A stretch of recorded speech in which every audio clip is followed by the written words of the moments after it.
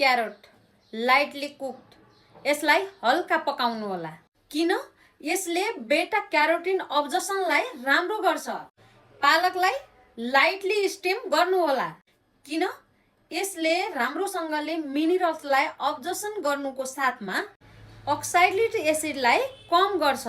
Broccoli lightly steam गर्नु होला, ओभरकुक नगर्नु होला किनकि यसले सल्फोराफेनलाई संरक्षण गर्छ। टमाटरलाई राम्रोसँग पकाउनु होला किनकि बेटर लाइकोपिन अब्जर्प्सन। गार्लिक यानी कि लसुन, यसलाई 10-15 मिनेट अगाडि काटेर राख्नु होला किनकि एलिसेनलाई एक्टिभेट गर्न मद्दत गर्छ।